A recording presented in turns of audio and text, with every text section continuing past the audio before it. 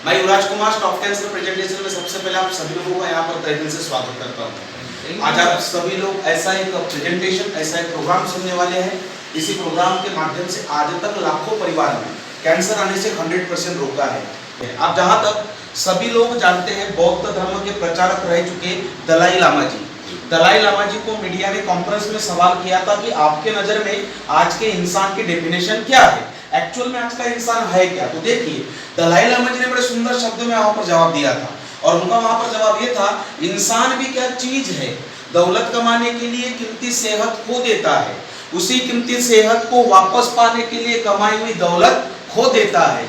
जीता ऐसे गुरूर में है जैसे कभी मरेगा ही नहीं, और मर तो ऐसे जाता है जैसे कभी जिंदगी को जिया ही नहीं। तो आप मुझे बताइए कि हम सभी लोगों ने इसी जिंदगी को कभी एक्सेप्ट करना चाहिए? बिल्कुल भी नहीं सर। हमारी जिंदगी हमेशा देखिए दौलतमंद होना चाहिए, हमारी जिंदगी हमेशा सेहतमंद होना चाहिए। जब जब कैंसर के बारे में चर्चा की जाती है, बात की जाती है, तब तब हमारे सामने सबसे पहला बस एक सिंबल नजर आता है। हम सभी लोग जानते हैं, इसे क्या कहेंगे? खेकड़ा और कैंसर, इसमें एक लॉजिकल रिलेशनशिप होता है।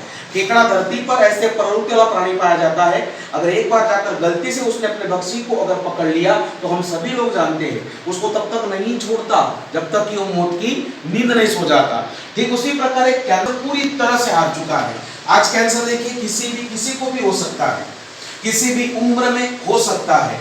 नाखून और बालों को अगर छोड़ा जाए तो शरीर में कैंसर कहीं पर भी हो सकता है। अगर दुनिया की बात करेंगे तो पूरे दुनिया में हर साल 7.4 मिलियन मतलब 74 लाख लोग हर साल कैंसर से ही मरते हैं।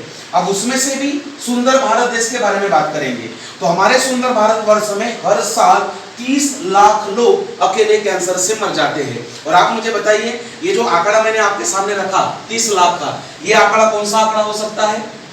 जिनका नाम सर गवर्नमेंट रजिस्टर्ड होता है, करेक्ट सर। लेकिन गांव खड़ों में ऐसे बहुत से लोग कैंसर से मर जाते हैं जिनका नाम पता नहीं होता है। अगर इसमें से मान लीजिए हर साल 100 लोगों की मौत अगर कैंसर से ही हो रही है तो उसी में से 70% लोगों की जो उम्र देखने को मिलेगी वो देखने को हमेशा मिली है 30 से 69 साल के बीच की। और ये उम्र मीन्स मेरी उम्र और आपकी उम्र सर, ये वही उम्र होती है। इसी उम्र में हमें अपने एम्बिशंस आगे रखना होता है, इसी उम्र में सपनों को संजोना भी होता है। लेकिन गलती से इस उम्र में अगर कैंसर पाया गया तो सपनों पे तो पूरी तरह से पानी फिर जाता है। और इसके पीछे कारण है बातें जो हमसे जुड़े हुए होते हैं, जो हमारे मित्र मंडली होते हैं, हमें उनके साथ में बातें सब कुछ शेयर करना है। Are you committed all of you? Mean by cancer, ध्यान पूर्वक सुनिए। Cancer is nothing but it is uncontrolled growth of human cells. इंसान का जो पूरा शरीर है किससे बना हुआ है? सेल्स, कोशिका। मान लीजिए किसी व्यक्ति के शरीर के अंदर की कोशिकाओं का अनियंत्रित तरीके से एक ही जगह पे वृद्धि होते रहना, मतलब उस इंसान को कैंसर जैसा भयंकर रोग हो जाना। उदाहरण के तौर पे समझ लीजिए, यह एक रूम है और इस रूम को देखिए, यहाँ पर 2 गेट है, एक गेट अंदर आने वाला, एक गेट बाहर जाने वाला। एक व्यक्ति आया, कार्य उसने कंप्लीट किया, चुपचाप बाहर गेट से चला गया। यह सिलसिला रूम में कब तक जारी है? जब तक कि उसको खुद से या फिर दूसरे से कोई परेशानी नहीं होगी। लेकिन मान लेते हैं मैंने बीच में ही जाकर बाहर जो गेट को मैंने बंद कर दिया और लोगों का सिलसिला निरंतर रूम में आना चालू है, तो रूम में क्या हो जाएगा? एक जमावड़ा, लोगों की भीड़ निर्माण हो जाएगी। मेरी भाषा में अगर कहा जाए तो लोगों का ट्यूमर तैयार हो जाएगा। उसी प्रकार का ट्यूमर गलती से जाकर ब्रेन में बन गया तो नाम देते हैं ब्रेन ट्यूमर। वही ट्यूमर गर्भाशय में आके बन गया तो नाम देते हैं गर्भाशय का कैंसर। मतलब हम सभी लोग जानते हैं कि हम उसको लोकेशन वाइज नाम देते हैं। लिवर में हुआ तो लिवर कैंसर, फेफड़े में हुआ तो फेफड़े का कैंसर। आज की डेट में ये जो नॉलेज है, हम छोटे छोटे बच्चों को बता सकते हैं कि आपके कैंसर की ग्रोथ होती कैसी है। समझने के लिए आप सभी लोग थोड़ा स्क्रीन की तरफ फोकस कीजिए। अभी हम देखेंगे जिस व्यक्ति को कैंसर नहीं होता उसकी सेल्स किस प्रकार से कार्य करती है, और जिस व्यक्ति को कैंसर हो जाता है उसकी सेल्स किस प्रकार से कार्य करती है। दिख रहा है आप सभी लोगों को? आप जो देख रहे हैं एक शरीर है, स्वस्थ व्यक्ति का शरीर, जिस व्यक्ति को यहाँ कैंसर बिल्कुल भी नहीं है, और यह सेल्स है, इसका 8 से 16, 16 से 32, ऐसा उसका यहाँ पर ये धीमे धीमे विभाजन होते जा रहा है। साथ ही साथ वो स्प्रेड हो रही है, फैल रही है। और यह सिलसिला अभी भी हमारे शरीर के अंदर चालू है। यही सिलसिला मरते दम तक अगर चालू रहा तो भगवान भी चाहे कैंसर नहीं हो सकता। लेकिन अभी हम बात करेंगे जिस व्यक्ति को कैंसर हो चुका उसकी सेल्स किस प्रकार से कार्य करती है। आपको एक काम करना होगा, पहले वीडियो क्लिप को इस क्लिप से मैच करना होगा। पहले क्लिप में क्या देखा था, एक सेल मरने के बाद 4 दिन बाद दूसरी सेल तैयार हुआ करती थी। लेकिन आप मुझे बताइए इस क्लिप में कहीं पर भी सेल मरती हुई नजर आ रही है क्या? करेक्ट सर, मरना टोटली बंद हो चुका। और पहले क्लिप में देखा था सेल स्प्रेड हो रही थी, फैल रही थी। तो इस साइड है जिस व्यक्ति को कैंसर नहीं उसका शरीर, और इस साइड है जिस व्यक्ति को कैंसर हो चुका उसका शरीर। मतलब normal cell division and cancerous cell division. जब नॉर्मल सेल्स होते हैं 8, उसी ड्यूरेशन में कैंसर सेल बन जाते हैं 280। नॉर्मल सेल जब होते हैं 16 तो उसी ड्यूरेशन में कैंसर सेल बन जाते हैं 596। और जब नॉर्मल सेल होते हैं 32 तो उसी ड्यूरेशन में कैंसर सेल बन जाते हैं 1480। सर ड्यूरेशन कितने दिनों का है? मात्र 5 दिनों का। और जैसे जैसे यहाँ पर दिन बढ़ेंगे वैसे उसका कैलकुलेशन भी जो है वो अपने आप बढ़ता जाएगा। सर इसका उदाहरण अपने समाज में देखा है, मानवीय शरीर के अंदर कैंसर ने तीसरा स्टेज पार कर लिया तो आपने देखा होगा उस इंसान के लिए 2-4 महीने भी मोर देन सफिशिएंट हो जाया करते हैं। तो उसके पीछे का रीजन बस यही होता है, सेल डिवीजन। क्योंकि मेडिकल साइंस कहता है नॉर्मल सेल्स के मुकाबले कैंसरस सेल इंसान के शरीर के अंदर 46 गुना ज्यादा तेजी से कार्य करती है। इसका मतलब यहाँ पर यह हुआ मानवीय शरीर के अंदर 50 से 60 ग्राम का ट्यूमर अगर बनना है तो ट्यूमर बनने के लिए समय लगेगा। जो समय होगा वो होगा 20 से 25 दिनों का, वो मोर देन सफिशिएंट हो जाएगा। मेरे आज तक ऐसे बहुत से प्रोग्राम हो चुके हैं। कुछ प्रोग्रामों में वीडियो क्लिप खत्म होने के बाद सबसे पहले एक मुझे सवाल किया जाता है और वही सवाल मैं आप लोगों को करना चाहूंगा। मुझे सवाल किया जाता है कि सर आखिर कैंसर होता क्यों है? अचानक से हो जाता है, समझ में नहीं आता है। लेकिन एक बात का ध्यान हम लोगों को रखना है, सर वो चाहे कैंसर हो चाहे वो छोटी सी बीमारी भी क्यों ना हो, ध्यान दीजिए शरीर के अंदर कभी भी अचानक एंट्री नहीं करेगी, हमेशा दरवाजा ठोक के अंदर आएगी।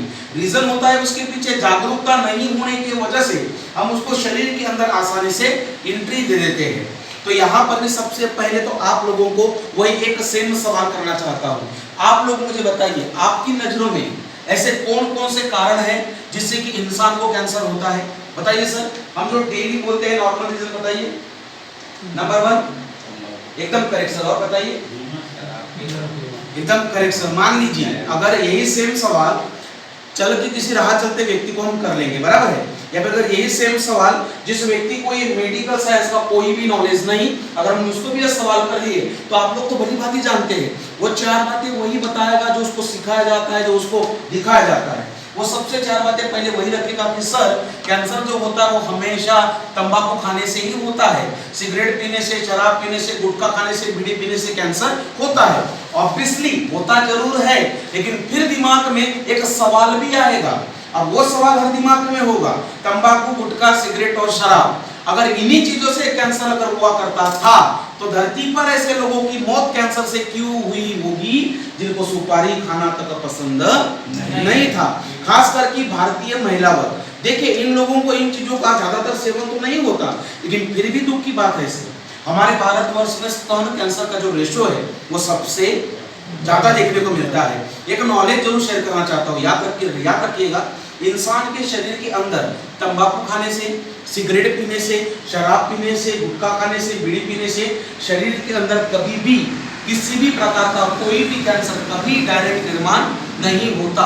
तो उसके अंदर जो केमिकल्स पाए जाते हैं उसके नियमित रूप से सेवन करने से शरीर के अंदर ऐसा एक वातावरण जरूर तैयार होता है जिससे कि आसानी से कैंसर का जन्म हो सकता है। अमेरिकन कैंसर सोसाइटी ने इंसान के पूरे शरीर के अंदर आज तक 200 लोकेशन में कैंसर साबित कर दिए। मेरे कहने का मतलब ये था कि धरती के ऊपर आज तक 200 प्रकार के कैंसर का शोध ऑलरेडी लग चुका है, लेकिन उसके पीछे 2000 से लेकर 2 लाख तक के रीजन भी हो सकते हैं। लेकिन नोट करना संभव हो तो नोट करके आप अवश्य रखिए, कैंसर होने के पीछे बस एक ही कारण होता है, एक ही बेसिक सत्य होता है, और वो सत्य और कारण ये है इंसान के शरीर के अंदर की रोग प्रतिकारक क्षमता की कमी होना। अगर इंसान के शरीर के अंदर की रोग प्रतिकारक क्षमता अगर गलती से कम हो गई, फिर देखिए वह इंसान इन चीजों का सेवन करे या ना करे। हो सकता है वो जो सवेरे उठकर प्राणायाम करता होगा, योगासन करता होगा, 1 घंटा बैठ के भगवान के सामने उसकी वो पूजा अर्चना आरती करता होगा, हर दूसरे इंसान के बारे में अच्छी सोच वो रखता होगा, हर समय वो सात्विक भोजन भी लेता होगा, लेकिन गलती से उनका इम्यून पावर यहाँ पर 0 अगर हो गया तो उन्हें 100% कैंसर होने की संभावना होती है। तो इसके आधार पर आप में से बैठे वही लोग हाथ खड़े कीजिए जिनको लगता है कि मुझे भी भविष्य में कभी भी कैंसर हो सकता है। चलिए वही लोग हाथ खड़े कीजिए। सबसे पहले मैं हाथ खड़ा कर लेता हूं क्योंकि मुझे लगता है मुझे कभी भी कैंसर हो सकता है। कोई है मेरा साथ देने वाले?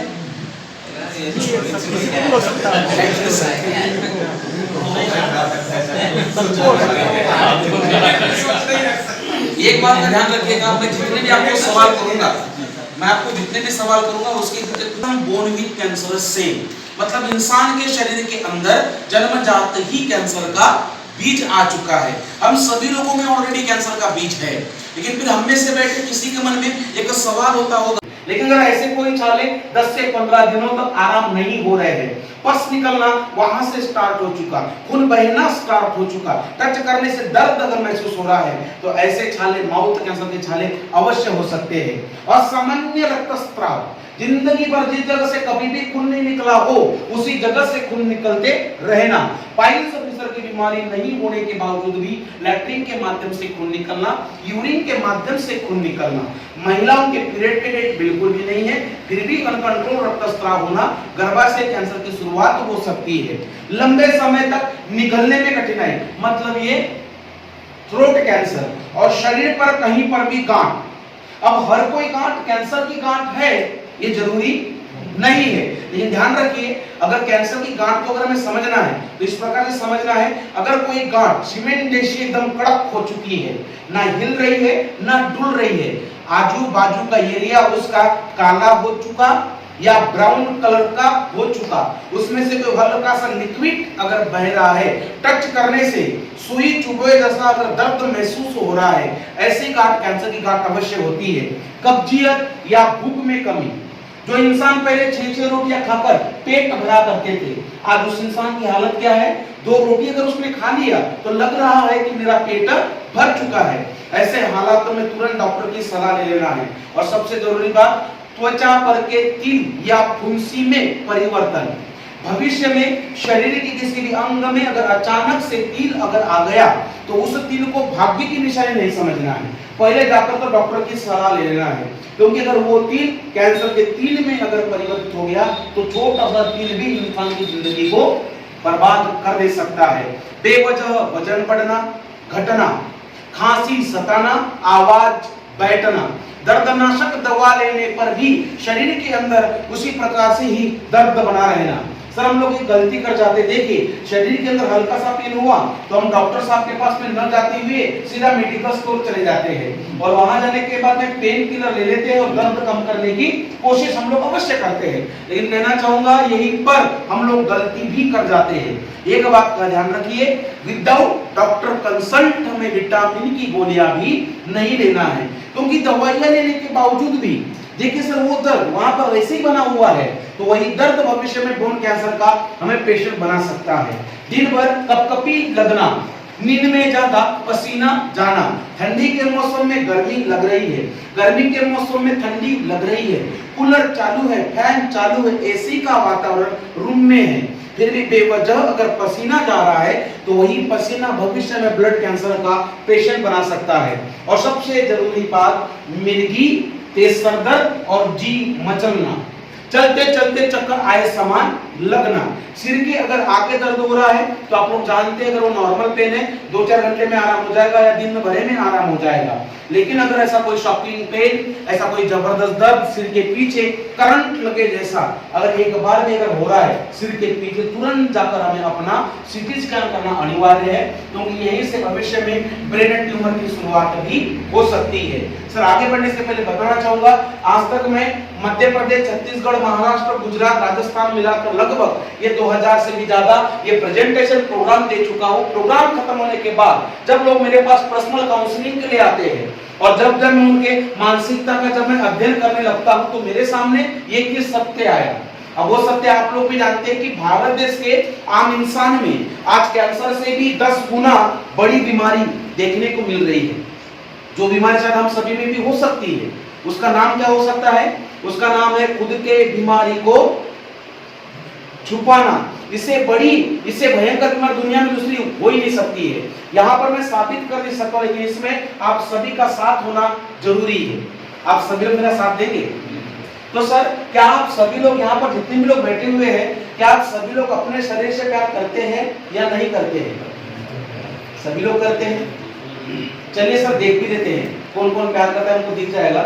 जो व्यक्ति अपने शरीर से प्यार करते हैं वो बस एनर्जी के साथ ये एक हाथ ऊपर करेंगे, और जो बहुत ज्यादा प्यार करते हो वो दोनों हाथ ऊपर उठाएंगे। चलिए सर, मैंने दोनों हाथ ऊपर उठा लिया।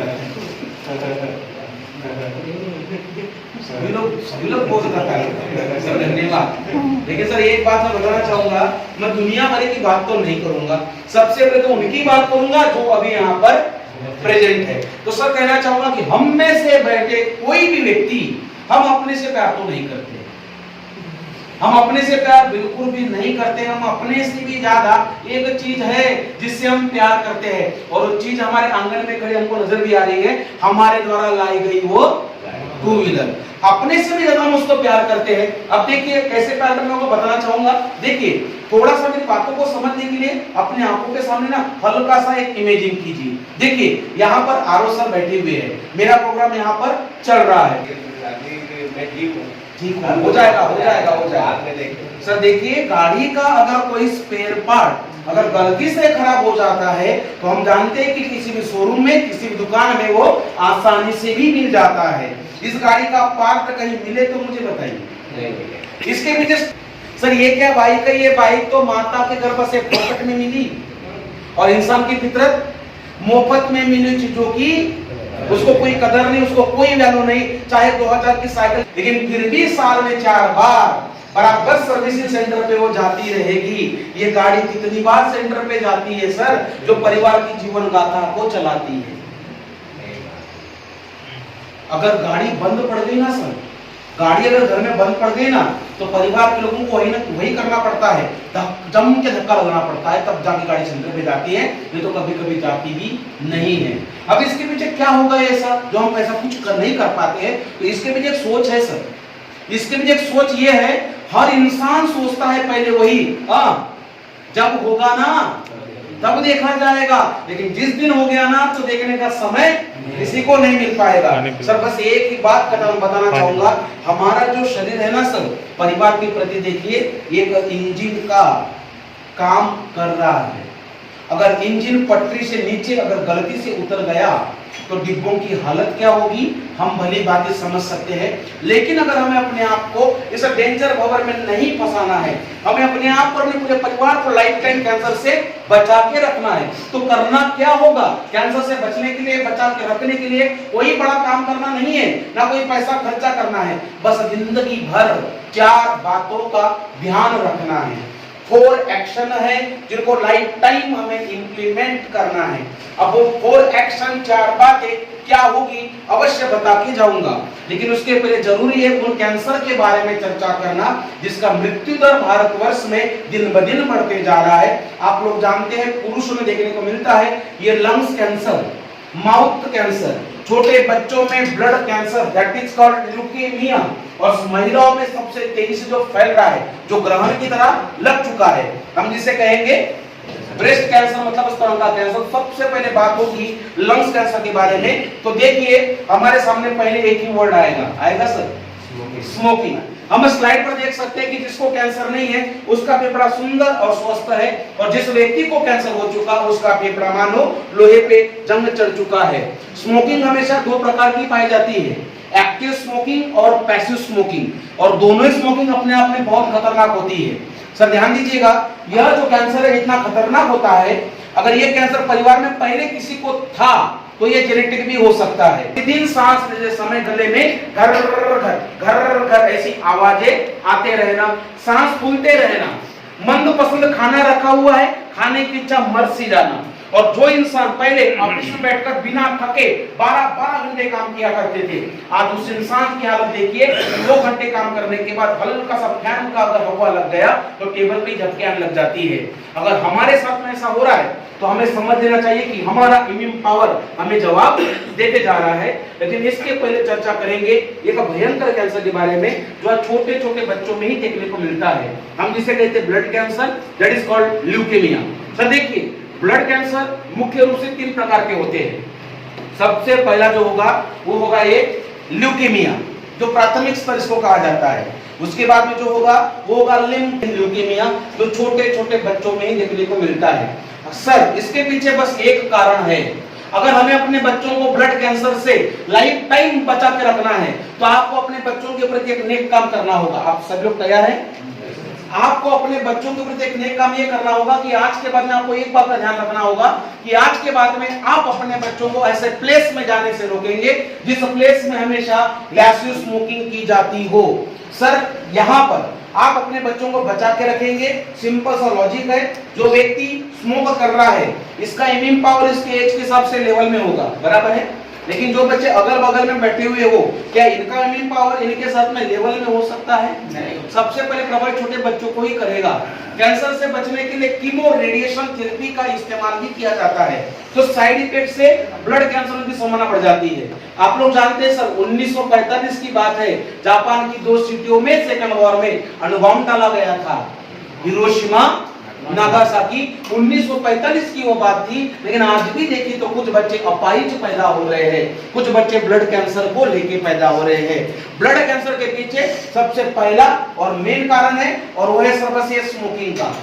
मान लीजिए मैं यहाँ पर एक सिगरेट पीने की अगर मैंने मूर्खता कर लिया तो देखिए जितना मैं धुआं बाहर निकालूंगा, धुएं के माध्यम से तो 1 लाख से भी ज्यादा फ्री रेडिकल्स बाहर निकलेंगे, लेकिन कुछ कुछ धुआं मैं उसी टाइम अपने शरीर के अंदर मैं इनटेक भी कर जाता हूं, तो उसी टाइम मेरे शरीर के अंदर पूरे ये 4000 प्रकार के जहरीले केमिकल्स एंट्री कर जाएंगे, जिसमें से 4 केमिकल्स बहुत ही खतरनाक होते हैं। सबसे पहला देखने को मिलेगा ये बेंजीन।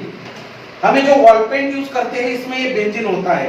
आपने देखा होगा सर दीपावली के समय में हम घरों में वॉल पेंट करते हैं, आपने देखा होगा। फिर आपने ये भी देखा होगा कि उस वॉल पेंट के ऊपर 8-8 दिनों तक कोई चिपकली नहीं भटकती, इतना खतरनाक ये बेंजीन होता है। वही बेंजीन आज सिगरेट में है।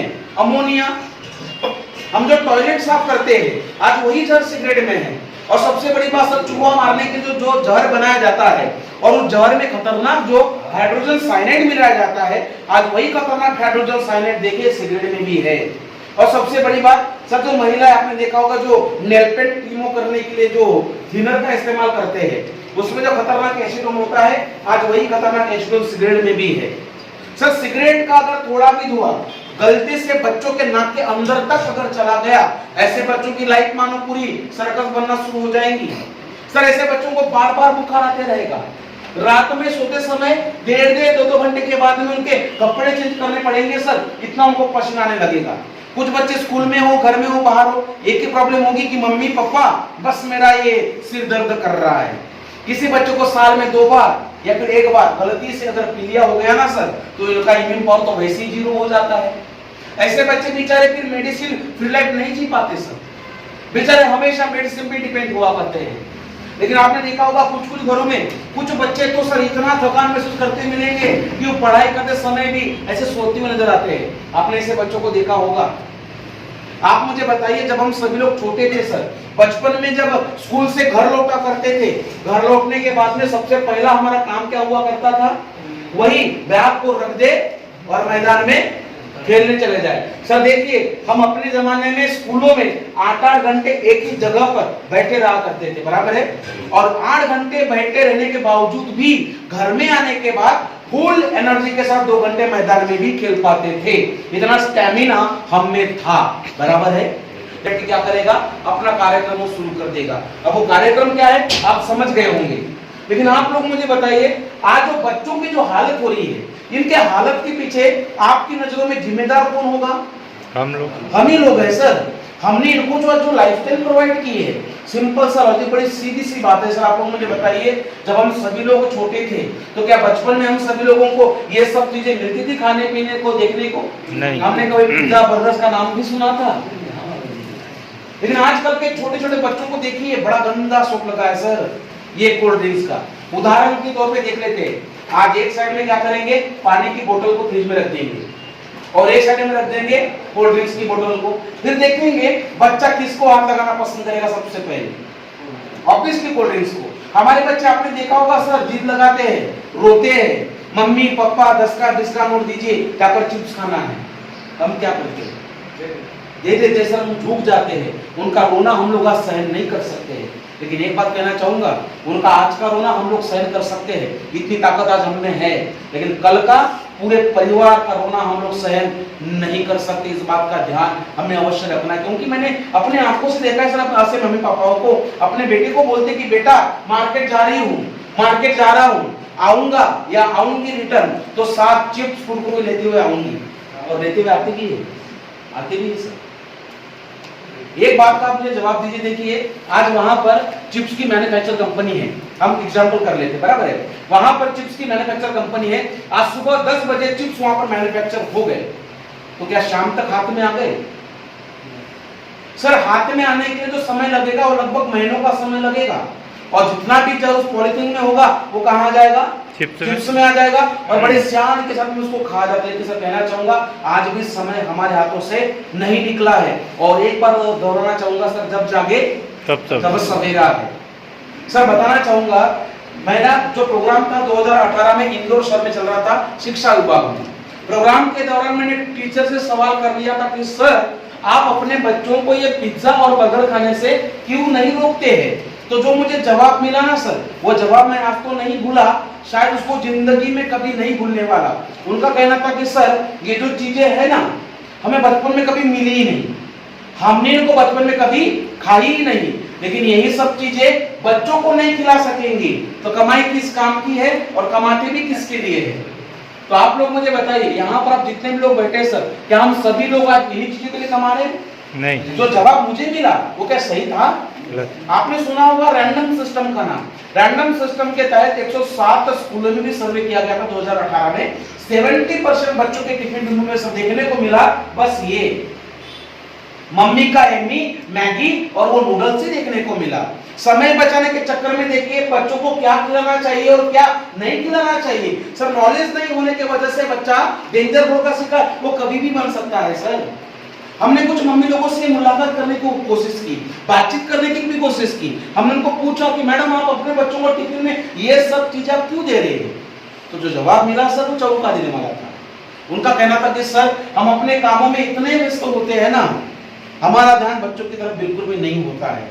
लेकिन सर आप लोग ध्यान दीजिए, घर का बच्चा भूखा रहेगा चल जाएगा, घर का बच्चा भूखा रहेगा चल जाएगा, लेकिन ये सब चीजें उसको टिफिन में आप मत दिया कीजिए, क्योंकि यहाँ पर सर एक छोटी सी बात है, कितना रुपया खर्चा होता है सर इसके पीछे। सर बहुत हो गया, 150 से 200 रुपया पर डे खर्चा कर लेंगे बच्चों की खुशियों के लिए, लेकिन एक दिन फिर ऐसा भी आता है सर 90 लाख रुपया होने के बावजूद भी ना हाथ ऐसे बंदे के बंदे रह जाते हैं, हम कुछ भी नहीं कर पाते हैं। मैं दुनिया भर की बात नहीं करूंगा सर, मैंने जहां पर जिस हॉस्पिटल में मैंने विजिट किया, जिसकी मैंने स्टडी किया, उसके बारे में मैं आपके सामने रखना चाहता हूं। उसका पिक्चर मैं आपके सामने लाया हूं, एक पिक्चर है उसका मेरे पास में। लेकिन सर आपको बताना चाहूंगा, आप लोगों ने देखा होगा मुंबई में एक हॉस्पिटल है, जब डॉक्टर से हमने मुलाकात करने की कोशिश की तो डॉक्टर साहब ने जो बताया, जो आंकड़ा बताया वो चौंका देने वाला था सर। 1770 बच्चे आज ऐसे हैं जो ऐसे नलियों में वहां गिरे नजर आते हैं। और इसके पीछे तो रीजन है ना सर, इसके पीछे रीजन है आजकल का ये मॉडर्न जमाना। आप मानेंगे इस बात को? आजकल का रीजन है बस ये आजकल का ये मॉडर्न जमाना। सर अगर बच्चों की हालत अगर इस प्रकार से हमें कभी देखना ही नहीं है तो इसका इलाज हमारे पास में है, इसका नॉलेज भी हमारे पास में है। आप लोगों ने देखा होगा हम अपना जन्मदिन मनाए या नहीं मनाए चल जाता है, लेकिन बच्चों का जन्मदिन मनाए बगैर हम रहते भी नहीं है। हम अपने बच्चों का जन्मदिन अवश्य मनाते हैं सर, अवश्य मनाइए। उनके जन्मदिन पर तो कहूंगा उनके लिए महंगे से महंगा केक काटिए, महंगे से महंगे कपड़े खरीदिए, लेकिन एक बात का ध्यान रखिए कि बच्चे की हालत इस प्रकार से जिंदगी में उसकी कभी होना ही नहीं चाहिए। इसका बस केयर करते हुए उनका जन्मदिन का केक काटने से पहले उनके लिए पहले एक विशेष कार्य कीजिए। अब वो विशेष कार्य क्या होगा ये भी बता के जाऊंगा, लेकिन उसके पहले चर्चा करेंगे ये कैंसर के बारे में, जो महिलाओं के पीछे तो आज ग्रहण की तरह लग चुका है। हम जिसे कहते हैं सर ब्रेस्ट कैंसर, मतलब स्तन का कैंसर। इसका सिनेरियो देखिए सर, इसका सिनेरियो आज हमें ये कहता है कि पूरे भारतवर्ष में हर 10 मिनट में एक महिला की मौत आज स्तन कैंसर से हो रही है। सर आप अनुमान लगा सकते हैं ये कोई छोटा सा रेशो नहीं है, अपने आप में बहुत बड़ा रेशो है। मान लीजिए मेरे प्रोग्राम को स्टार्ट किए हुए अगर 30 से 40 मिनट अगर हो गए हैं तो कहीं ना कहीं 3 से 4 महिलाओं की मौत ऑलरेडी कैंसर से हो चुकी है। इसके पीछे कारण है सर, पहले के जमाने में ये जो ब्रेस्ट कैंसर था ये नजर आता था 50 साल 60 साल के ऊपर की महिलाओं में नजर आता था, और वो नजर आता था स्तन के इस लोकेशन में, ऊपर की परत में उनको ट्यूमर नजर आता था, जिससे कि महिलाएं उसको नहाते समय बोलिए या कपड़े चेंज करते समय बोलिए उसको वो महसूस कर सकती थी और अपना इलाज वो कर सकती थी और खुद को कैंसर से बचा भी सकती थी। लेकिन आजकल ऐसा नहीं हो रहा है। आजकल यही ट्यूमर देखने को मिल रहा है 20 से 30 साल 20 से 30 साल की उम्र के महिलाओं के बीच में सर वो देखने को मिलता है इस लोकेशन में, डीपर टिश्यू में। और ये जो ट्यूमर होता है इस ट्यूमर को ऊपर की परत तक आने के लिए सर बहुत ज्यादा समय लग जाता है, और ये ट्यूमर नीचे नहीं बढ़ पाता, ये ट्यूमर ऊपर की तरफ भी नहीं बढ़ पाता। उसको जगह कहां मिलेगी? पीछे जगह कहां मिलेगी उसको? पीछे की साइड, मतलब अंदर की साइड, बराबर है। और पीछे क्या होंगे? पीछे होंगे ब्लड वेजल्स, मतलब रक्त नलिकाएं, ये होंगे यहाँ पर रक्त नलिका। तो इसमें क्या होगा, अगर यहाँ का सेल अगर गलती से अगर रक्त नलिका में मिलकर अगर हो गया तो फिर वही होगा जो नहीं होना चाहिए। जो ट्यूमर पहले ब्रेस्ट में ही था वही ट्यूमर आ जाएगा फेफड़ों में, और कभी कभार तो ब्रेन ट्यूमर भी हो जाता है। अब नोट करना संभव, नोट करके रखे, उसके पीछे बस वही कारण देखने को मिले हैं, तीव्र मानसिक तनाव। आजकल की महिलाएं आपने देखा तो होगा, पढ़ाई का टेंशन अलग, करियर का टेंशन अलग, शादी कम उम्र में हो गई तो पूरे परिवार वालों का टेंशन अलग। जैसे कि कुछ महिलाएं अपने आप को यहाँ मैनेज नहीं कर पाती और हमेशा टेंशन की वजह से ही उनके शरीर के अंदर एस्ट्रोजन नामक हार्मोन्स की जो मात्रा है अपने आप बढ़ने लग जाती है, जिससे कि वो महिला न चाहती हुई कैंसर का शिकार बन जाती है। अविवाहित महिलाएं, ऐसी महिला जो जिंदगी भर शादी ना करती हो, या फिर ऐसी महिला जिनको 35 साल के बाद में पहला बच्चा होता हो, संभावना कैंसर की बढ़ जाती है। विटामिन ए की कमी और 13 वर्ष के पहले मासिक स्राव, हम सभी लोग जानते हैं मासिक धर्म शुरू होने का जो समय होता है वो होता है 13 साल के बाद ही, लेकिन 13 साल के पहले मासिक धर्म अगर शुरू हो गया तो संभावना कैंसर की बढ़ जाती है। उसी प्रकार से मासिक धर्म रुकने का भी एक निर्धारित समय होता है, और वो होता है सर 48 से 50 साल। लेकिन 50 साल के बाद में भी मासिक धर्म अगर शुरू है तो संभावना कैंसर की बढ़ जाती है। और सबसे बड़ा कारण है ये स्तनपान की आनाकानी। आप लोगों ने देखा होगा आजकल की जो वुमेन होती है वो वर्किंग वुमेन होने की वजह से बच्चों के ऊपर ज्यादातर ध्यान नहीं दे पाती, और जो महिलाएं पूरे समय तक अपने बच्चों को दूध नहीं पिला पाती, संभावना उनको कैंसर की बढ़ जाती है। और इसका कारण ये भी है अनुवांशिकता, नानी को है मम्मी को होना, स्तन पर अल्सर और स्तनों के आकार में बदलाव आ जाना, स्तन पर चींटे आना और स्तन पर पपड़ियां पर जम जाना। देखिए सर इनमें से कुछ लक्षण किसी महिला में नजर भी आते हैं। उनके स्तन में देखिए हल्का हल्का सा दर्द भी होता है, लेकिन दुख की बात यह है समाज में आज 2 तरह की महिलाएं देखने को मिलती है। एक महिला ऐसी होती है शर्म संकोच के कारण ये सब बातें हस्बैंड के साथ शेयर करना जरूरी नहीं समझती, तो कुछ महिलाएं प्राण जाए चलेगा लेकिन पैसा ना जाए, वो संपत्ति को महत्व देने लगती है। लेकिन अगर ऐसी महिला गलती से भी अपना इलाज करवाने का चली गई सर, तो ऐसी महिलाओं का डॉक्टर साहब के पास में पहला इलाज होगा, और वो इलाज होगा जिस ब्रेस्ट में ट्यूमर आ चुका है ना, उस ब्रेस्ट को तो पहले काट कर बाहर फेंक दिया जाएगा, रिमूव कर देना पड़ेगा, काट कर बाहर फेंक दिया जाएगा। लेकिन गलती से भी इस ब्रेस्ट का इंफेक्शन भविष्य में सेकंड ब्रेस्ट में अगर आ गया तो ये पिक्चर भी सामने होता है। और कोई भी महिला देखिए, कोई भी महिला अपने आप को इस कंडीशन में देखना कभी पसंद नहीं करेगी। लेकिन गलती से अगर कोई महिला से इस कंडीशन का शिकार अगर बन गई तो फिर देखिए इतना डिप्रेशन का शिकार हो जाती है वो, ना किसी कामों में उनको इंटरेस्ट होता, ना किसी बातों में उनको इंटरेस्ट होता है। घर में शादी पार्टी का माहौल चल रहा है, फिर बेचारी किसी अंधेरे कोने में जाकर चुपचाप जाके बैठ जाएंगी। और अगर ऐसी महिलाओं को परिवार का वो स्ट्रांग सपोर्ट अगर नहीं मिलता ना सर, तो ऐसी महिला आपने देखा होगा आत्महत्या तक का विचार मन में ला लेती है। सर आज हम सभी के घर में 4 महिलाएं तो है, हमारी माता है, बहन है, बीवी है और बेटी है।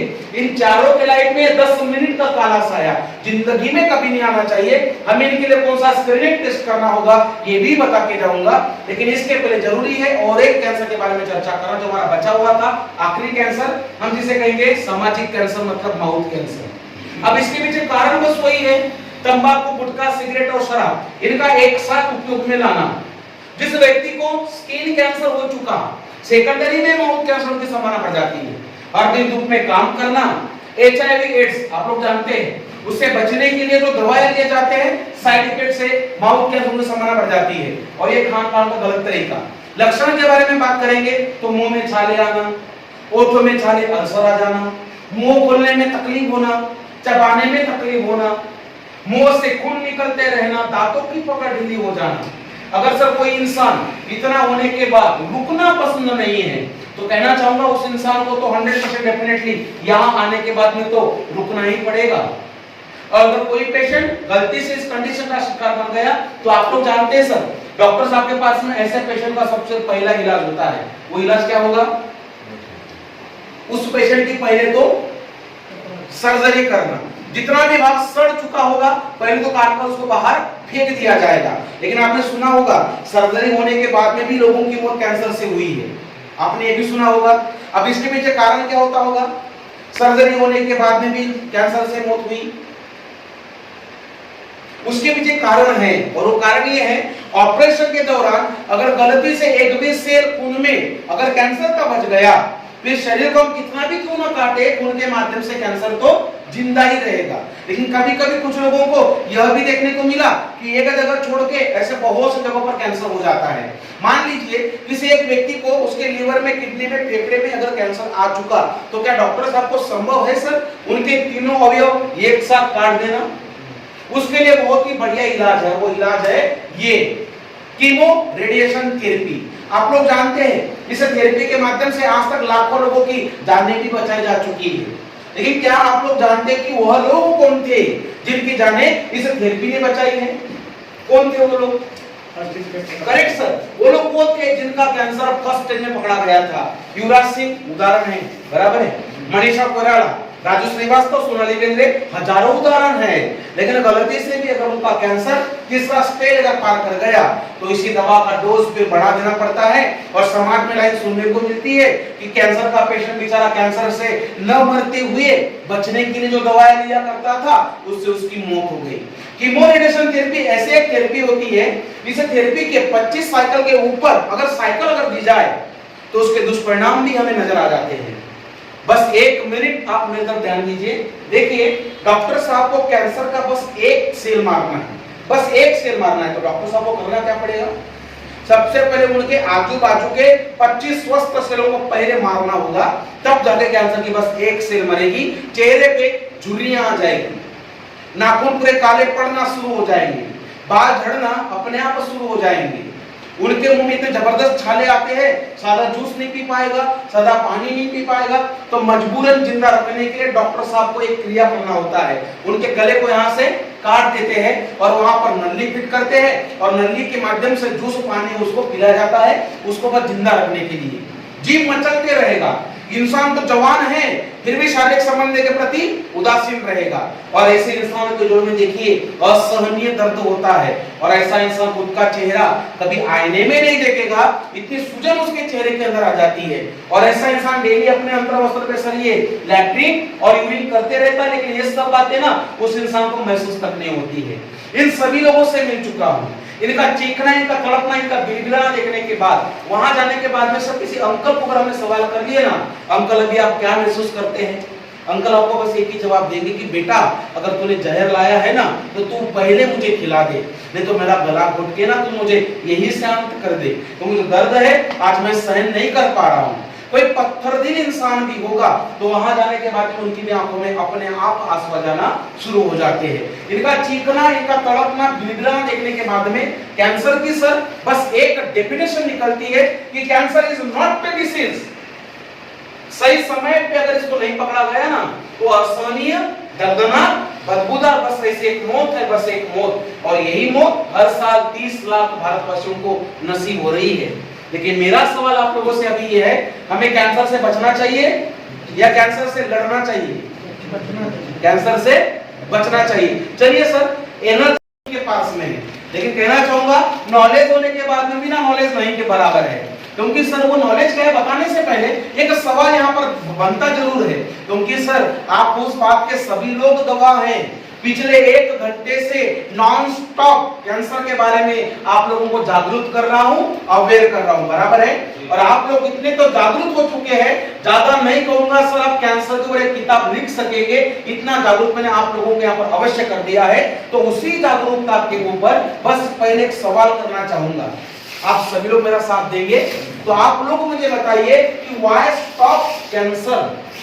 हम कैंसर को क्यों रोके? नाइलाज बीमारी है, क्या इसलिए रोके? असहनीय दर्द इसमें होता है, क्या इसलिए रोके? ये तो कॉमन चीजें है। कैंसर का जहां नाम आ गया, ये दोनों चीजें कॉमन है उसमें, बराबर है। तो क्या इससे कोई बड़ा कारण होगा सर कैंसर को रोकने के पीछे का? होगा या नहीं होगा? है सर, है। सर देखिए, मान लीजिए किसी व्यक्ति को कैंसर हो चुका, अगर उसका इलाज किसी डॉक्टर ने उसके ऊपर पूरा दया धर्म दिखाते हुए पूरा इलाज उसका फ्री में भी करवा दिया, तो उसका कटा हुआ गाल, कटा हुआ गर्भाशय, कटा हुआ स्तन उसको जैसे का वैसा वापस मिल जाएगा। मान लेते कि वो जिंदगी भर के लिए बच गया कैंसर से, लेकिन मैं कहना चाहूंगा इसके दुष्परिणाम से नहीं बच पाएगा, रातों की नींद उसकी जिंदगी भर के लिए हराम हो जाएगी। सर परिवार में जिस व्यक्ति को कैंसर हो चुका है वो आपको हमेशा कहां पड़ा मिलेगा? सर हमेशा वो बेड पे ही आपको पड़ा मिलेगा, और उसको देखते देखते बाकी के परिवार के लोग डिप्रेशन का शिकार हो जाते हैं, मानसिक कैंसर का शिकार बन जाते हैं। सर एक बात कहना चाहूंगा, ये मेरा खुद का अनुभव है। जिस घर में एक टाइम में 20-20 रोटियां पका करती थी, आज उस घर में देखिए 5 रोटी खत्म होना भी संभव नहीं होता। बात करेंगे उन पड़ोसियों की जो पड़ोसी पहले घर में आकर मीठी मीठी बातें किया करते थे, चाय का खर्चा बढ़ाते थे, आज वो पड़ोसी देखिए सर दहलीज पे पैर रखना भी पसंद नहीं करते। बात करेंगे उन महान लोगों की जो अपने आप को कहते हैं कि अरे हम आपके चाहने वाले, हम आपके हमदर्द, हम आपके रिश्तेदार, और हाथ जोड़ के भागने में नंबर 1 तो उनका ही आता है। जिन्होंने इस चीज का अनुभव लिया है, जो लोग भुगतभोगी है, वही जान सकते इसका दर्द क्या होता है। सर उनका मोबाइल स्विच ऑफ होता है उस समय में, क्योंकि उनको पता है ना सर, अगर मैंने गलती से इसका फोन रिसीव कर लिया ना तो बेटा क्या खाया क्या पिया पूछेगा नहीं, सीधा डिमांड कर लेगा। और डिमांड 1000 2000 की तो करने से रहा, डिमांड करेगा, लाखों की डिमांड करेगा, मोबाइल स्विच ऑफ करके बंद करके सो जाता है। सर और सबसे ज्यादा परिणाम अगर होता होगा तो उनके घर के छोटे बच्चों के ऊपर, क्योंकि जो छोटे छोटे जो बच्चे होते हैं इनके ऊपर जो ध्यान देने वाले होते हैं, आज इनका ध्यान कहां पर है? उस पेशेंट पे है जो बच्चा पहले अच्छे स्कूलों में पढ़ा करता था, आज वो डिप्रेशन का शिकार होकर घर में किसी कोने में पड़ा हुआ होता है। ये पिक्चर उस घर का बन जाता है सर, और ये रियलिटी है।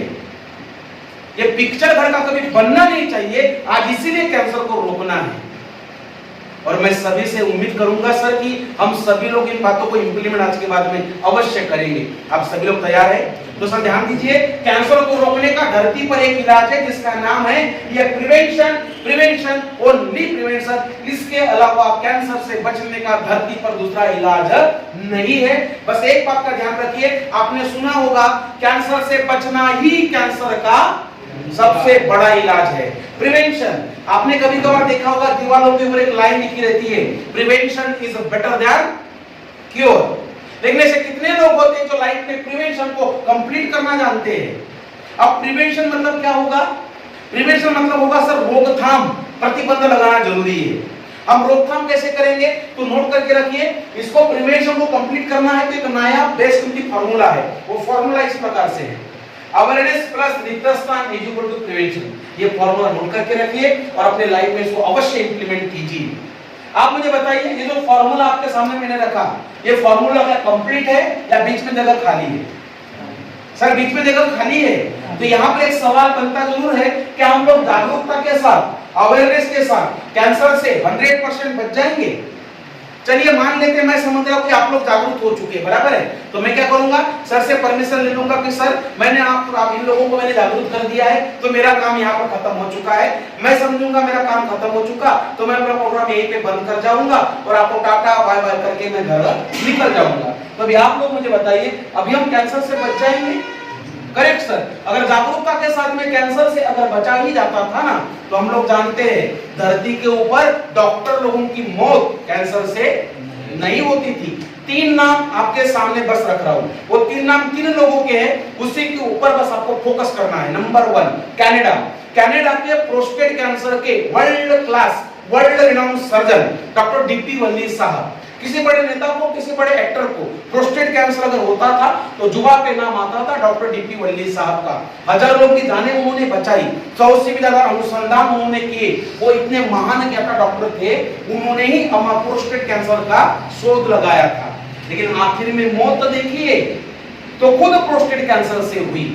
ब्रिटेन में अमाशय कैंसर के world class, world renowned surgeon doctor David Williams साहब, उन्होंने भी हजारों की जानें बचाई, 100 से भी ज्यादा अनुसंधान कर दिए। उनका कुछ हिस्सा मेडिकल साइंस में डॉक्टर लोगों को पढ़ाया जाता है। आज वही सब पढ़ते पढ़ते कुछ डॉक्टर कैंसर के ऑन्कोलॉजिस्ट बन रहे हैं, लेकिन आखिर में मौत खुद अमाशय कैंसर से हुई। अब देश की बात साइड में रखेंगे, पड़ोसी राज्य महाराष्ट्र, वहां की पूर्व स्वास्थ्य मंत्री रह चुकी विमलताई मुंद्रा, सर पैसे से एमबीबीएस डॉक्टर, 15 साल की ऑलरेडी प्रैक्टिस, आखिर में मौत स्तन कैंसर से। दुनिया भर की बात छोड़ दीजिए, जिस राज्य में हम लोग हैं उस राज्य के बारे में बात कीजिए तो हमारे मध्य प्रदेश के दिग्गज नेता माननीय श्री दिग्विजय सिंह साहब, आप सब लोग जानते हैं उन लोगों को। उनके घर की आप हिस्ट्री देखिए, सबसे पहले मौत उनकी वाइफ की हुई थी कैंसर से, और उनके घर में जो दुख की बात हुई है सर, वो दुख की बात ये हुई है, उनकी जो बेटी थी कर्णिका सिंह, जिनकी पढ़ाई एमबीबीएस की चल रही थी अमेरिका में बैठते हुए, उनकी खुद की मौत कैंसर से हुई। तो आप लोग मुझे बताइए, जो 4 नाम आपके सामने रखे, क्या इन चारों के पास में जरा भी संपत्ति नहीं थी? अमाप संपत्ति के मालिक थे, चाहते तो विदेश से किसी डॉक्टर को घर में बिठा के इलाज करवा सकते थे, इतना रुपया उनके पास में था। तो क्या फिर ये चारों लोग जागरूक नहीं थे? जितने नाम बताए उतने तो world class, world famous doctor थे, तो जागरूक नहीं थे? जागरूक भी थे, रुपया भी था। तो फिर ऐसा क्या हुआ, ऐसा क्या हुआ जो कैंसर से वो नहीं बच पाए? ऐसे कौन सी गलती उन लोगों से हुई जो उन्होंने खुद को कैंसर से नहीं बचा पाए? क्या गलती हुई होगी उनके हाथों से? एकदम करेक्ट सर, बिल्कुल सही। देखिए, हमने इनके जिंदगी को नजदीक से हमने पढ़ने की भी कोशिश की, तो हमारे सामने सत्य भी ये आया कि ये लोग 100% कैंसर के प्रति परिपूर्ण नहीं, 100% नहीं तो परिपूर्ण ऐसे अवेयर थे, जागरूक थे, लेकिन गलती कर बैठे थे। अब वो गलती क्या थी? जागरूकता के ऊपर कभी कोई एक्शन लेना जरूरी नहीं समझा था, क्योंकि अवेयरनेस, जागरूकता ओनली 10% ही बचा पाएगी, 90% वर्क करेगी हमारे द्वारा लिया गया एक्शन, तब जाके हमारा 100% प्रिवेंशन पूरा होगा। और माफ कर दीजिए, आज अगर हम लोग जागरूक हो चुके हैं, अगर लाइफ में कोई एक्शन नाम की कोई चीज नहीं है, हमारा जागरूक होने का कोई मतलब भी नहीं बनता है। क्योंकि नोट करके रखिए, मेडिकल साइंस कहता है कैंसर से हर कोई इंसान बचेगा अगर उसने अपने लाइफ में ये 4 बातें इंप्लीमेंट कर लिया। तो मैं शुरुआत में आपको जो 4 एक्शन, जो 4 बातें बताने वाला था, वो इस प्रकार से है। कहना चाहूंगा कि आप सभी लोग अपने पास उनको नोट करके रखिएगा और इनको लाइफ में इंप्लीमेंट आप अवश्य करिएगा। सबसे पहला एक्शन, धरती पर कैंसर से बचने के लिए सबसे पहला एक्शन देखने को मिलेगा, और वो होगा ऑलवेज अवॉइड मेंटल पोल्यूशन। हमने आज तक के तरह तरह के सब पोल्यूशन सुने हैं, नया पोल्यूशन है मेंटल पोल्यूशन। अब मेंटल पोल्यूशन मींस इंसान का दिमागी कचरा। ध्यान पूर्वक देखिए, किसी दूसरों के प्रति घृणा करना, दूसरों के बारे में बुरा सोचना, पीठ पीछे बातें करना, बेवजह क्रोध करना, खुद का काम छोड़ के अपने बच्चों को जो सांस्कारिक बातें न बताते हुए दूसरों के बारे में, पड़ोसियों के बारे में पीठ पीछे बस निंदा करते बैठे रहना। याद रखिए, जो इंसान लगातार ये सब क्रिया करता है, उनके माइंड में एक दिन अपने आप एक न्यूरोकेमिकल रिसाव करता है, जिसका नाम है sir plasma cortisol. Plasma cortisol इतना खतरनाक न्यूरोकेमिकल है, अगर शरीर के अंदर उसकी मात्रा अगर ज्यादा हो गई, इंसान आसानी से कैंसर का पेशेंट बन सकता है। इसलिए कहना चाहूंगा सर कि आज के बाद में तो भी हमें हर दूसरे इंसान के बारे में बस अच्छा सोचना है, एक पॉजिटिव थिंकिंग ही हमें अपने पास में रखना है। प्रोग्राम के बीच में मैंने आपको बताया था, अगर हमारा इम्यून पावर अगर स्ट्रांग है तो कैंसर जैसी भयंकर बीमारी नजदीक नहीं भटकेगी। और तीसरा एक्शन बताने से पहले सर आप मुझे बताइए, आज जो हम अनाज खा रहे हैं, पानी पी रहे हैं, हवा ले रहे हैं, वो क्या शुद्ध है? यहाँ तक देखिए किसी किसी इंसान के आज ये विचार भी शुद्ध नहीं है। लड़ाई होगी 24 घंटे अशुद्धता के साथ, और जितना भी जहर एंट्री करेगा इन क्रियाओं के माध्यम से वो जमा कहाँ होगा? हमारे डस्टबिन में। अब डस्टबिन मैंने किसको कहा? ये हमारे पेट में। तो उस जंग को बाहर निकालना अनिवार्य है या नहीं है? अनिवार्य है। अब हम उस जंग को बाहर कैसे निकालेंगे? तो उदाहरण के तौर पे देखिए, हमने क्या किए, सर ने परमिशन दे दी हम लोगों को, तो हमने क्या किया, हमने दोनों ही दरवाजे को बाहर से लॉक कर दिया। हम सब बाहर निकल चुके हैं, हमने दोनों दरवाजों को लॉक कर दिया और इसी रूम में 1 साल के बाद में आ गए। अब रूम में आने के बाद में जो सबसे पहला काम होगा वो क्या होगा? करेक्ट सर, एकदम करेक्ट, इस रूम की साफ सफाई करना। तो फिर हमारा ये क्या है? ये भी हमारा अंदर का एक कमरा है सर। लगभग यहाँ पर आपको बताना चाहूंगा, लगभग जो हमारी उम्र है, लगभग हम ले चलते हैं 45 साल, इसी के सब लोग अंदर है, बराबर है सर। और 45 सालों तक जिस कमरे में जो कचरा जमा हुआ है, उस कचरे को बाहर निकालना अनिवार्य है या नहीं है? अनिवार्य है, जरूरी है। हम उसको बाहर कैसे निकालेंगे? सिंपल सा बढ़िया तरीका है, जिसका नाम है ये टोटल बॉडी डिटॉक्सिफिकेशन, संपूर्ण शरीर शुद्धिकरण। अगर हमने तीनों एक्सरसाइज इंप्लीमेंट कर लिए ना, तो कैंसर से 50% तो बच गए। लेकिन कितना बचना है? 100%। अब 100% बचे, लेकिन आईना देखना भूल गए। ऐसे कोई है जिन्होंने आईना नहीं देखा? सबने देखा सर, मैंने भी देखा। मैं तो दिन में 10-10 बार आईना देखता हूँ। लेकिन बड़ा गंभीर सवाल है, हम आईना देखते क्यों है? हम आईना देखते क्यों है? सिस्टम तो हमारा वही है सर, वही आंख, वही बार, वही पे सब कुछ वही है, फिर भी डेली आईना देखते हैं। तो क्यों? तो जवाब मिलेगा बेटा, खुद की तसल्ली के लिए, बाहर जाने के लिए प्रिपेयर हो कि नहीं, कपड़े जो पहने मैंने ठीक है कि नहीं, बाल जो मैंने किए वो बराबर है कि नहीं। सर आईना देखने का आखिरी ऑप्शन देखिए यही हो सकता है, मैं दिखता कैसा हूँ। अब इसके ऊपर उसका कुछ कार्य, इसके ऊपर उसका कुछ फायदा बताइए। बाहर का आईना देखा जाता है क्यों? बाहर का आईना देखा जाता है बाहर की ब्यूटी को चेक करने के लिए, बराबर है। इसका कोई लाभ नहीं है।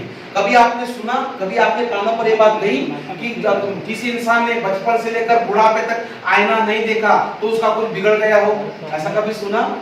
उल्टा मैंने सुना कि उसके 10 साल और बढ़ गए। अगर आईना नहीं देखेंगे तो 10 साल बढ़ेंगे। आप समझ रहे मेरी बात को? आईना अगर हमने नहीं देखा तो हमारे 10 साल तो वैसे ही बढ़ने वाले हैं। लेकिन सर आप मुझे बताइए, बाहर का सिस्टम कैसा भी हो, बाहर का सिस्टम कैसा भी हो चल जाता है, अंदर का सिस्टम अगर बिगड़ गया ना तो चलने वाला नहीं है। सीधी सी बात है, जन्म से लेकर आज तक हमारे शरीर के अंदर एक हृदय नाम की भी चीज है। आज उसकी हालत क्या है कभी हमने जानने की कोशिश की थी? गवर्नमेंट हम लोगों को 1 साल में 50 छुट्टी ऑफर कर देती है, बगैर छुट्टी लिए रात दिन अवश्य खाना पचाने के लिए कार्य कर रहा है। उसकी हालत क्या है कभी हमने जानने की भी कोशिश नहीं की थी। या फिर आप कैसे बैठे मेरे सामने खड़े होकर ऐसे मुझे कोई बोल सकते कि सर मेरे शरीर में ना अभी ये चल रहा है, हमें बोल सकते हैं?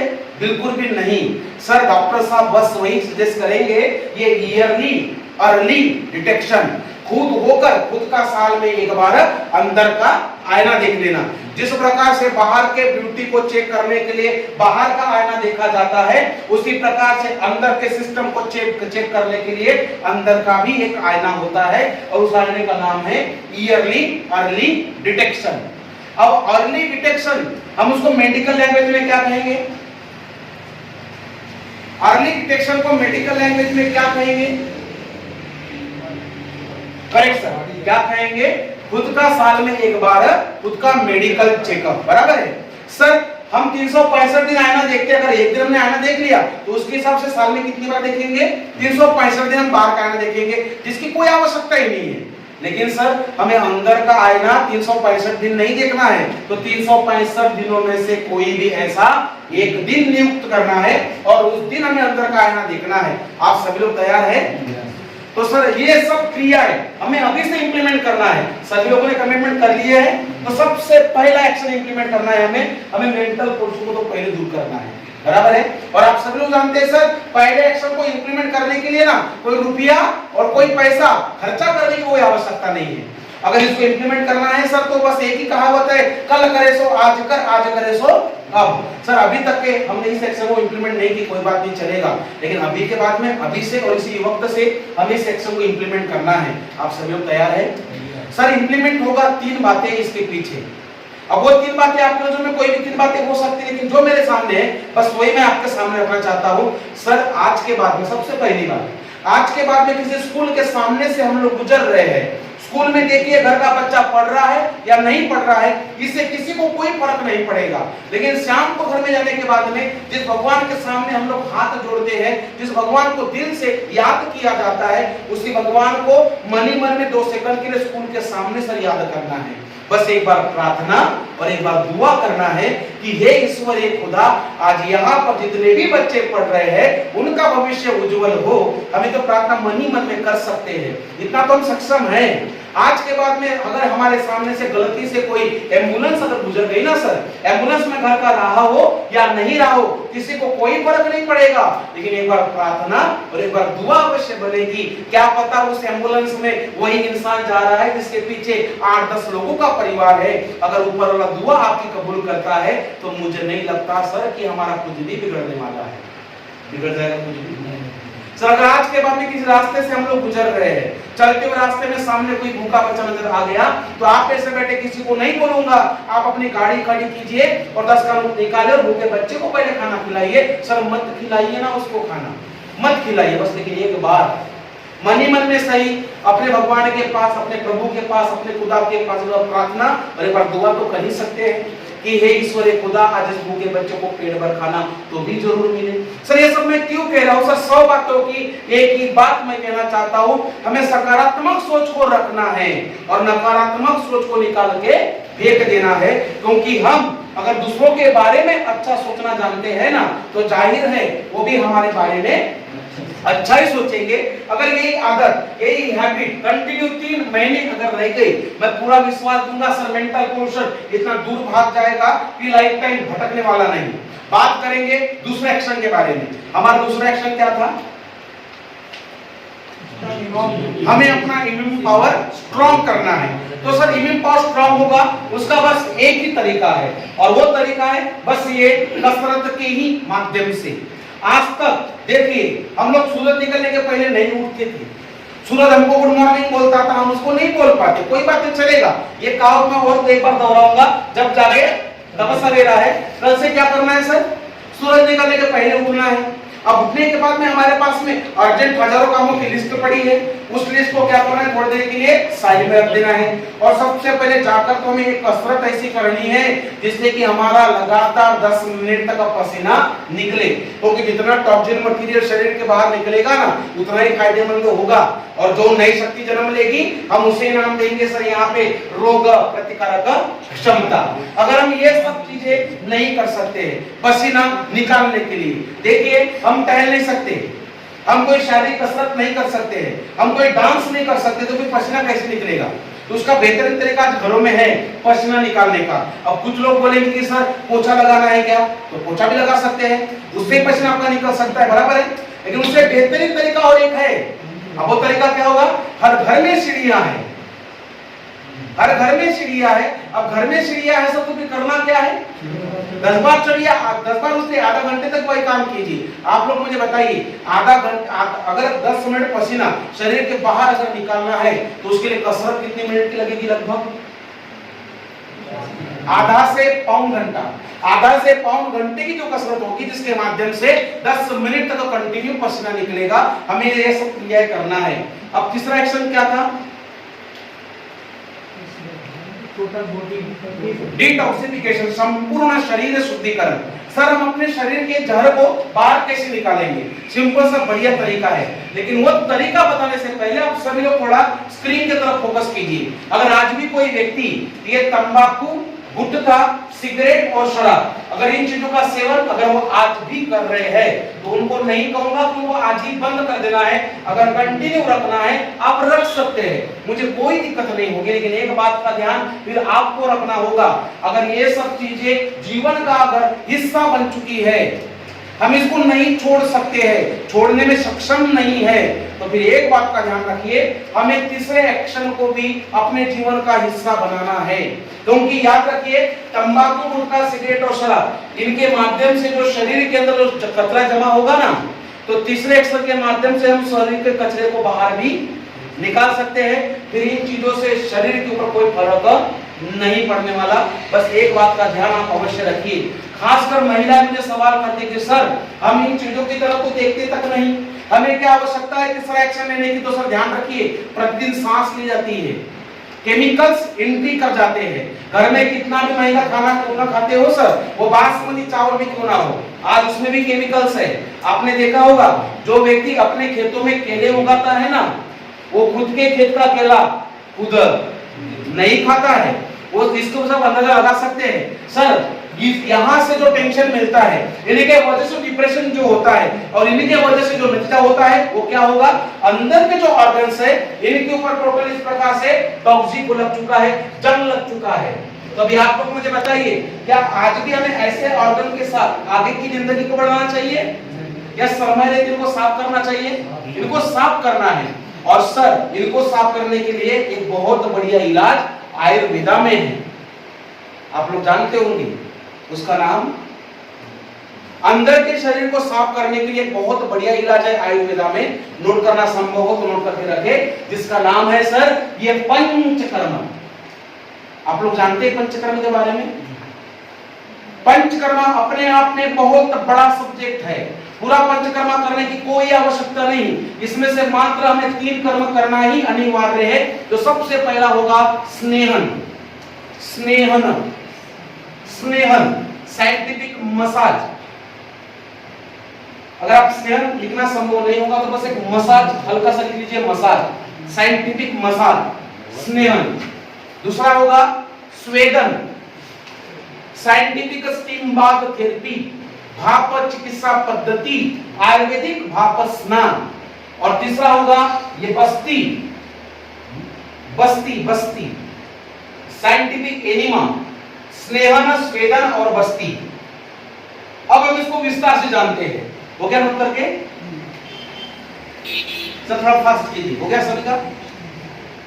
स्नेहन, स्वेदन और बस्ती। अब हम इसको विस्तार से जानते हैं। पहला मैंने आपको बताया स्नेहन के बारे में, तो देखिए स्नेहन मींस एक प्रकार की साइंटिफिक ऐसी मसाज होती है। आगे बढ़ने से पहले ध्यान दीजिए, आप अपना मसाज दुनिया में कहीं पर जाकर करवा लीजिए, मुझे कोई दिक्कत तो नहीं होगी, लेकिन एक बात का ध्यान आपको रखना होगा कि आप अपना मसाज जिस व्यक्ति से करवा रहे हैं वह व्यक्ति इस विषय में तज्ञ होना जरूरी है, क्योंकि फायदे की जगह हमें नुकसान ना उठाना पड़े। इसमें अद्भुत लाभ ये 2 होगा। सबसे पहला होगा ब्लड सर्कुलेशन जो है वो इंप्रूव होते रहेगा, और कंजस्टेड एरिया में भी ब्लड सर्कुलेशन इंप्रूव होने की वजह से हमारी पूरी बॉडी एक्शन में आ जाएगी, इम्यून पावर स्ट्रांग होने में मदद होगी, और जो मानसिक तनाव जो होता है वो अपने आप दूर होने लग जाता है। और दूसरा मैंने आपको बताया था स्वेदन के बारे में, साइंटिफिक स्टीम बाथ थेरेपी, भाप चिकित्सा पद्धति। इसमें क्या होगा, इस प्रकार से यहां से ऊपर का भाग खुला छोड़ दिया जाएगा और यहां से नीचे का भाग बड़े से डिब्बे में ढक दिया जाएगा, और नीचे से स्टीम मशीन स्टार्ट की जाएगी, और जैसे ही मशीन स्टार्ट हुई तो 7 मिनट में 160 डिग्री फारेनहाइट तापमान हमें छू लेगा, जिससे कि अद्भुत 2 लाभ होंगे। पहला होगा आपका WBC की जो कार्य क्षमता होगी वो 10 गुना ज्यादा बढ़ जाएगी, और दूसरा अद्भुत लाभ ये होगा तंबाकू, गुटखा, सिगरेट, शराब, इन चीजों के वजह से जिस ऑर्गन्स के ऊपर जंग लग चुका है वो जंग क्या होगा, वो द्रव अवस्था में आ जाएगा और पसीने के माध्यम से शरीर के बाहर फेंक दिया जाएगा। तीसरा मैंने आपको बताया बस्ती, बस्ती को पंचकर्म की मां कहा जाता है। आपने देखा होगा सर, वात, पित्त, कफ, वात पित्त और कफ, इसके इम्बैलेंस से जो शरीर के अंदर जो जहर जमा होता है उसको बाहर निकालने का अद्भुत और महान कार्य बस्ती के ही माध्यम से करवाया जाता है। सर अगर हमने साल में अगर एक बार भी पंचकर्म कर लिए तो उसका नतीजा क्या निकलेगा? खुद को लगने लगता है कि हमारा एक नया जन्म हो चुका है, क्योंकि जिस ऑर्गन्स के ऊपर जंग लगा था वो कैसा हो गया? साफ हो गया। लेकिन आप लोग मुझे बताइए, अगर हमने ये तीनों एक्शन कंप्लीट कर लिए, सर इंप्लीमेंट कर लिए, तो क्या कैंसर से बच गए 100%? करेक्ट सर, नहीं बच सकते। उदाहरण तो है हमारे सामने, आपने देखा होगा वो युवराज सिंह है, मनीषा कोइराला है। युवराज सिंह एक प्लेयर है, बराबर है, उनका ग्राउंड में देखिए सर 10 मिनट नहीं, आधा एक घंटे तक उनका पसीना निकलता था। साल में एक बार नहीं सर, साल में 2 बार पंचकर्म करवाते थे, फिर भी उनको क्या हुआ? उनको ब्रेन ट्यूमर हुआ, लेकिन उन्होंने खुद को कैंसर से बचा लिया, वो भी 100%। लेकिन युवराज सिंह ने खुद को कैंसर से कैसे बचाया होगा आप लोग जानते हैं? सत्य क्या होगा? Correct sir. देखिए युवराज सिंह एक क्रिकेटर है, और क्रिकेटर है तो कौन से कैटेगरी में आ गए वो? वीआईपी पर्सन के कैटेगरी में वो आ गए, बराबर है। अब वीआईपी पर्सन है तो भारतवर्ष ऐसा एक देश है जो वीआईपी पर्सन होते हैं उनको एक सुविधा दी जाती है। अब वो सुविधा क्या होती है? तो उनका साल में एक बार रूटीन चेकअप होता है, और उनका कैंसर फर्स्ट स्टेज में पकड़ा गया, और जो आज वो ग्राउंड में अपना बेस्ट परफॉर्मेंस भी दे रहे हैं। कुछ लोगों से मैं आप लोगों को रूबरू करवाना चाहूंगा। आप सभी लोग थोड़ा स्क्रीन की तरफ ध्यान दीजिए, और बस आपको एक जवाब देना है। आप मुझे बताइए, आप सभी लोगों को, आप इन लोगों को जानते हैं, 8 लोगों को। सबसे पहले है नरगिस दत्त, जानते हैं। उसके बाद में है राजेश खन्ना, उसके बाद में है आर पाटिल, और उसके बाद में ये विनोद खन्ना, अपने जमाने के सेलिब्रिटी, बराबर है। और नीचे है 2 लोग, सबसे पहले मनीषा कोइराला और आएंगे युवराज सिंह। सर ये सेलिब्रिटी थे, इसका मतलब इनके पास में संपत्ति थी, बराबर है, और इनके पास में संपत्ति थी, बराबर है। भारतवर्ष में 100 लोगों को कैंसर होता है तो उसमें से 88 लोग हमेशा कैंसर से मर जाते हैं, लेकिन उसमें से 12 लोग ही अपने आप को कैंसर से बचा पाते हैं। तो ऊपर के लोग कौन से कैटेगरी में आ गए? 88 लोगों के, और नीचे के लोग 12 लोग कैटेगरी में आ गए। सर आप मुझे बताइए, 88 लोगों के मरने में और 12 लोगों के बचने में एक्शन नंबर किसका फर्क था? करेक्ट सर, एक्शन नंबर 4 का फर्क था। और एक्शन नंबर 4 क्या कहती है? खुद का मेडिकल चेकअप करना। क्योंकि सर आप मुझे बताइए, इनको कब पता चला था? जब ये मरने की कगार में थे। और इनको कब पता चला था? जब ये फर्स्ट स्टेज में थे। लेकिन सर इनको पता चला, लेकिन इन्होंने क्या किया? इन्होंने चौथा एक्शन लेना जरूरी नहीं समझा था, और एक्शन लेना जरूरी नहीं समझा। आज वो इसलिए दुनिया में नहीं है, और आज ये नीचे के लोग आज बेस्ट परफॉर्मेंस अपने स्पीच पे वो दे रहे हैं। लेकिन सर एक्शन नंबर 4 क्या कहेगी? खुद का मेडिकल चेकअप करना, अर्ली डिटेक्शन करना। क्योंकि 100% कैंसर में से सर 90% कैंसर आज ऐसे है जिससे कि इंसान 100% बचेगा, लेकिन बचेगा कब? वो जब कैंसर फर्स्ट स्टेज में पकड़ा जाएगा। किसके माध्यम से? तो बस मेडिकल चेकअप के माध्यम से, अर्ली डिटेक्शन के माध्यम से। सर ध्यान दीजिए, अगर कोई कैंसर के कोई एंकोलॉजिस्ट बाहर बैठे हुए हैं, अगर उनके पास कोई गए, अगर उनको बोले कि सर मुझे बस कैंसर से बचे रहना है, तो मुझे करना क्या होगा? एक ही जवाब देंगे, उनका बस एक ही जवाब होगा कि the best protection is early detection. Early detection means 100% life, and let detection means 100% death. लेकिन मेडिकल चेकअप में करना क्या क्या होगा? मेडिकल चेकअप में करना क्या क्या होगा, इसका नॉलेज तो सर लैब वालों से पहले हमें होना जरूरी है या नहीं है? लैब वालों से पहले हमें होना जरूरी है, क्योंकि आप लोग शायद दुनिया घूम चुके हैं, आपने उस चीजों का अनुभव लिया है। 3 प्रकार के होते हैं लोग। नंबर 1 मिसगाइड करने की कोशिश किया जाएगा, बराबर है। नंबर 2 पैसे लूटने की कोशिश की जाएगी, बराबर है। और तीसरे तो इतने महान होते हैं, आप दुनिया भर से रिपोर्ट ला लो, एक ही जवाब मिलेगा आपको। सीधा सवाल कर देंगे आपने रिपोर्ट कहां से लाई? हम बोलेंगे कि जो रोड के जो पीछे जो एक लैब है, हमने वहां से रिपोर्ट लाई, आपको सीधा जवाब मिल जाएगा उनका। आपने जो रिपोर्ट वहां से लाई है ना, ये रिपोर्ट तो मेरे पास में चलती ही नहीं। आपको कहां जाना पड़ेगा? तो आपको जाना पड़ेगा पुनासा के जो बस स्टैंड में जो लैब है ना, वहां से आपको रिपोर्ट लाना पड़ेगा, क्योंकि वहां की रिपोर्ट मेरे पास में चलती है। अब ये क्या बात हुई? Correct sir. इसमें फर्क किसका था? इसमें फर्क था कमीशन का, लेकिन घाटा किसका हो रहा है सर? घाटा तो हम ही लोगों का हो रहा है, बराबर है या नहीं है? लेकिन सर ऐसा होता क्यों? ऐसा होता इसलिए क्योंकि हमें इन चीजों का नॉलेज ही नहीं होता है।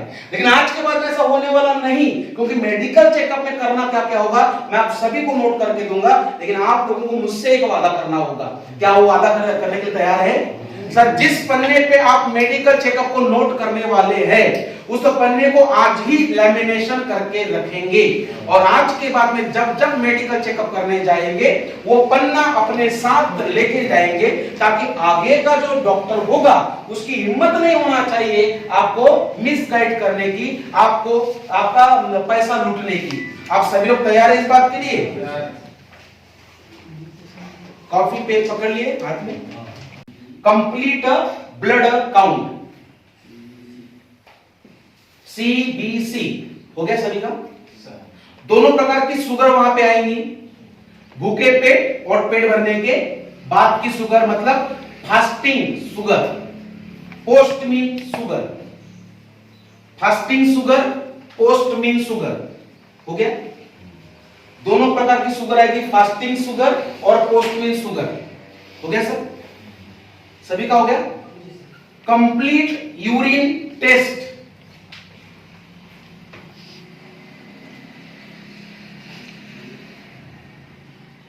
Fasting sugar, post meal sugar, complete urine test हो गया सभी का? Lipid profile, LIPID, lipid profile, lipid profile हो गया सर? हो गया सभी का? अब देखिए serum creatinine, serum creatinine, serum creatinine हो गया सर? सीरम क्या के 9 लिख लीजिए तो समझ में आ जाएगा। सीरम क्रिएटिनाइन, सीरम क्रिएटिनाइन हो गया सभी का? अब देखिए whole abdomen sonography, whole abdomen sonography, whole abdomen संपूर्ण शरीर की sonography, abdomen sonography, whole abdomen sonography. अगर आप किसी लैब में चले गए, अगर उस लैब में आपको अगर सोनोग्राफी अवेलेबल नहीं हो रही है तो इसके एवज में आप कर सकते हैं पेल्विक सोनोग्राफी, पेल्विक सोनोग्राफी हो गया सर? पेल्विक सोनोग्राफी हो गया। चेस्ट का एक्सरे, चेस्ट ऑफ एक्सरे,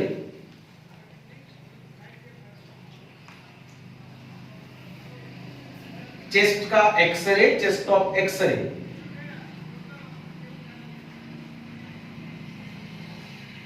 दोनों फंक्शनल टेस्ट आएंगी। LFT, liver functional test, LFT liver functional test, और साथ में आएगी KFT, किडनी फंक्शनल टेस्ट। अगर आपने ये KFT कर लिया तो आपने जो लिखा था सीरम क्रिएटिनाइन उसकी रिपोर्ट अपने आप सामने आ जाएगी। LFT, KFT हो गया। उसके बाद में आएगा हाइट, वेट और डाइट, हाइट, वेट और डाइट, इसका complete balance, height, weight, diet, इसका कंप्लीट बैलेंस, और लास्ट में आएगा आपका ECG, लास्ट में आपका आएगा ECG। अब जिस प्रकार से आपने अपने आप को गिफ्ट दिया है उसी प्रकार से बच्चों को गिफ्ट देना है। उनका जन्मदिन का केक काटने से पहले उनको किसी लैब में लेके जाना है, और वहां लेके जाने के बाद उनका छोटा सा टेस्ट होता है जिसका नाम है CBC। अब ये CBC वो CBC नहीं है जो आपने पहले नोट किया था।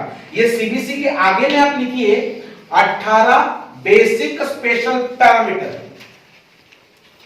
ये CBC में होते हैं 18 बेसिक स्पेशल पैरामीटर, खासकर बच्चों के लिए होती है। 18 बेसिक स्पेशल पैरामीटर वाली, इसको सीबीसी कहा जाता है। इसमें क्या होगा, बच्चों के खून का छोटा सा सैंपल लिया जाएगा और उसको 18 बेसिक पैरामीटर पर चेक किया जाएगा। किसी पैरामीटर पर बच्चा कमजोर नजर आ गया तो उस पर इलाज करके बच्चों की हालत इस प्रकार से आने से पहले ही बचा लेंगे। अब घर की महिलाओं की हालत अगर इस प्रकार से नहीं देखना तो एक ही बात का ध्यान रखिए, आप घर की महिलाओं को साल में एक साड़ी कम खरीद के दीजिए, लेकिन याद रखिए एज ग्रुप नोट करके रखिए। घर में 19 साल के बाद की जितनी भी महिलाएं घर में रहती है उनको साल में एक बार मेमोग्राफी स्क्रीनिंग टेस्ट करने के लिए हमको उनको अवश्य प्रेरित करना है। अब ये मेमोग्राफी मतलब क्या होगा, तो ध्यान रखिए एक प्रकार का एडवांस ऐसा एक्सरे होता है, दोनों स्तन का एक्सरे निकाल दिया जाता है और तुअल के दाल का ये 32वां हिस्सा, तुअल के दाल का 32वां हिस्सा अगर इससे भी कोई छोटी सिस्ट हो तो भी इसके माध्यम से क्लीन नजर आ जाती है, जिससे कि मेरी माता बहने इस प्रकार से आने से तो पहले ही बच जाती है। मैडम सर मैं कहना चाहूंगा इतना तो मैंने आपको सब कुछ बता दिया है, लेकिन सर जो आपने मेडिकल चेकअप नोट किए, अब आप ये किसी भी लैब में चले गए तो क्या गारंटी है कि इसकी रिपोर्ट आपको एक्यूरेट मिल जाएगी? गारंटी इसकी है? बिल्कुल भी नहीं, क्योंकि सर करनी है 10 मिनट का पसीना बाहर निकालना है, ये कोई कसरत हमें ऐसी डेली करनी है। और तीसरा एक्शन क्या होगा, आप इतने जल्दी भूल गए? डिटॉक्सिफिकेशन, संपूर्ण शरीर शुद्धिकरण, मतलब पंचकर्म करना। जैसे ही मौसम बदलेगा, मौसम बदलते हमें अपना पंचकर्म कर लेना है। और तीनों के साथ साथ में चौथा समझ के, ये अनिवार्य समझ के, ये चौथा एक्शन जिसका नाम है ईयरली अर्ली डिटेक्शन। बड़ों के लिए आपने क्या नोट किया, होल बॉडी चेकअप, बच्चों क्या किया, मेमोग्राफी। सर देखिए मैं यहाँ पर मैं कोई भगवान, अगर ये चारों ही बातें अभी से इंप्लीमेंट कर गए, सर पूरा विश्वास दूंगा कैंसर 200 प्रकार के नहीं, अगर 2000 प्रकार के भी होंगे उसमें से कोई भी कैंसर घर में कभी एंट्री नहीं करेगा। सबसे बड़ा सवाल है हम इनको इंप्लीमेंट कैसे करना है, तो वो भी मैंने आपको बता दिया है।